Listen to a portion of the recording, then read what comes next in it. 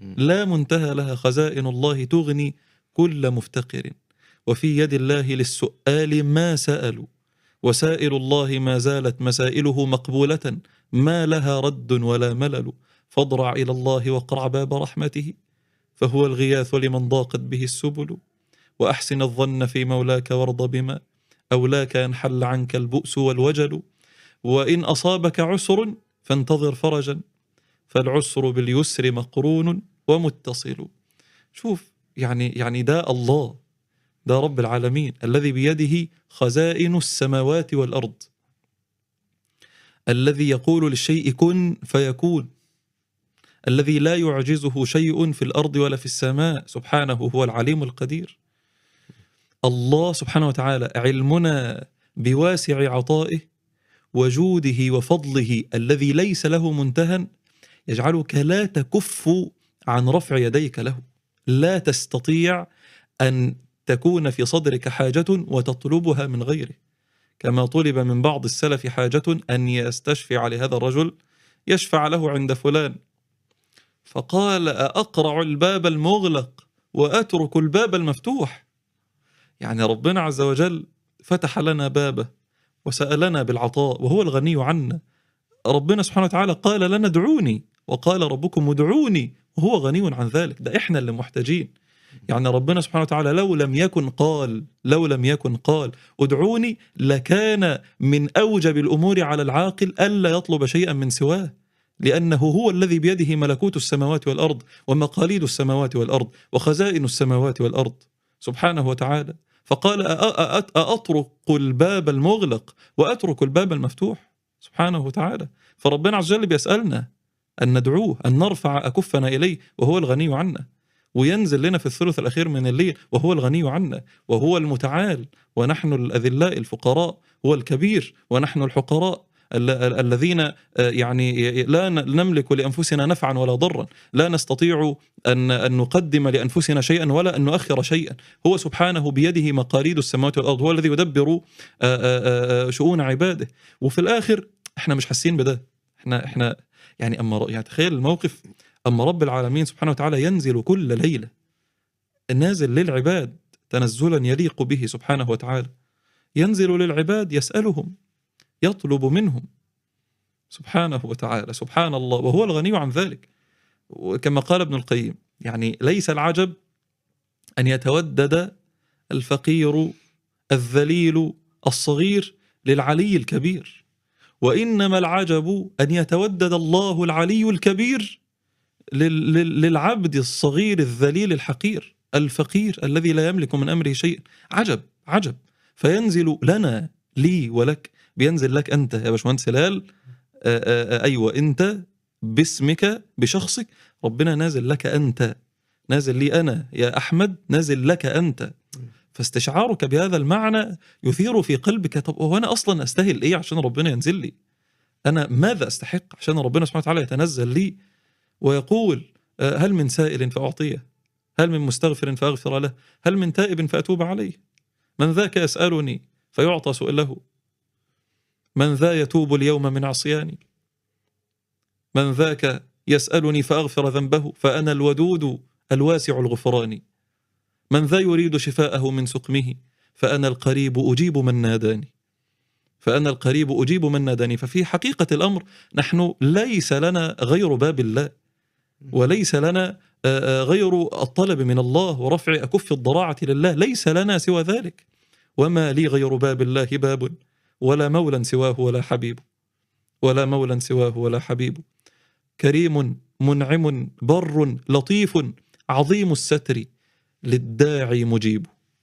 كريم منعم بر لطيف عظيم الستر للداعي مجيب. يا جماعة فعلي احنا ملناش غير الله، ولا مهما طفت في الدنيا ما تطوف، ما تطرق أبواب الناس كما شئت، افعل ما شئت، والله ستظل تائها حتى تعود فتجلس على عتبة مولاك وتقرع بابه وترفع يديك إليه وتذرف العبرات بين يديه متذللا متمسكنا متضرعا.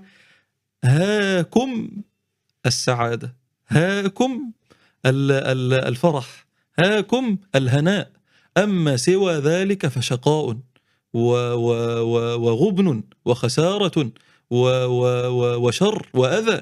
ومن يغتر بالدنيا، قال أحمد شوقي، ومن يغتر بالدنيا.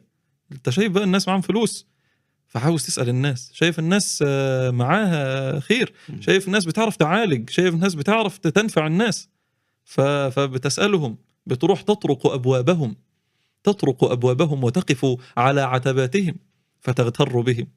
ومن يغتر بالدنيا فإني لبست بها فأبليت الثياب، جنيت بروضها وردا وشوكا، وذقت بكأسها شهدا وصابا، فلم أرى غير حكم الله حكما، ولم أرى دون باب الله بابا، فلم أرى غير حكم الله حكما، ولم أرى دون باب الله بابا. وما أعظم وأهيب هذا الكلام الذي قاله رب العالمين سبحانه وتعالى، الذي وعظ به عباده ودفعهم إليه وحثهم على المسكنة بين يديه، وهو الغني عن ذلك. لكن الله يعرفنا قدرنا في هذا الكلام، في هذا الحديث الله يعرفنا قدرنا ويعرفنا قدره.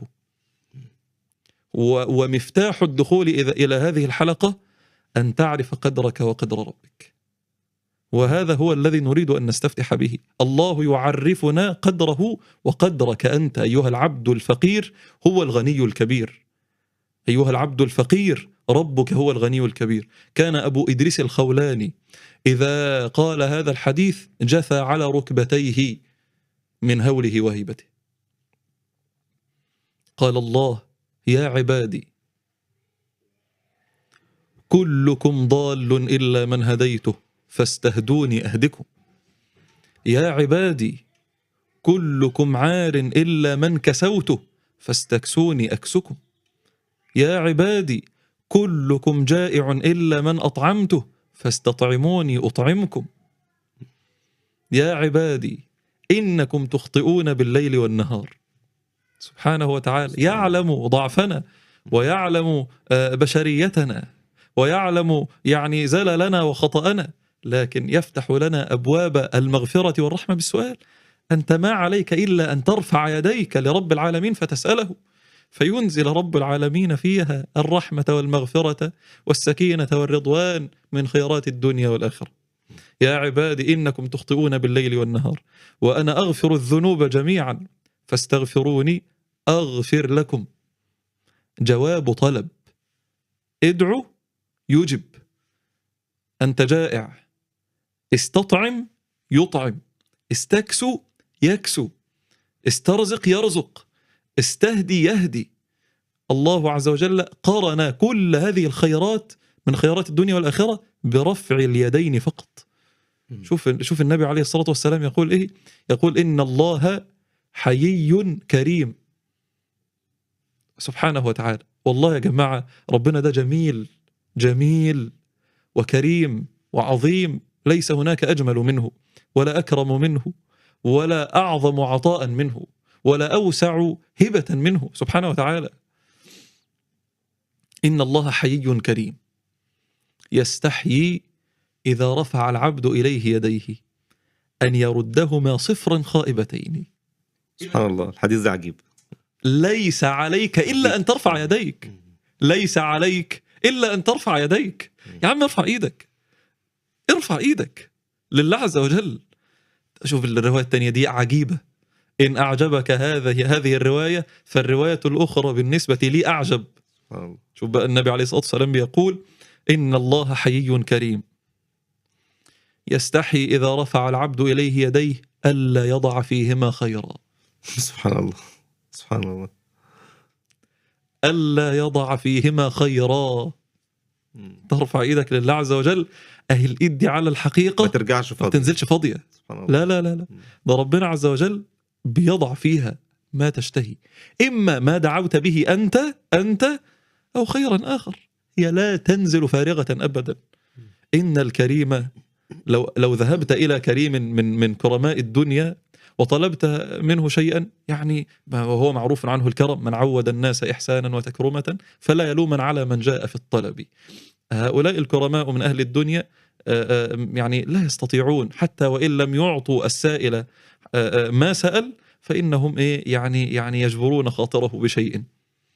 وهذا كريم من كرماء الدنيا، فما ظنك بأكرم الأكرمين سبحانه وتعالى.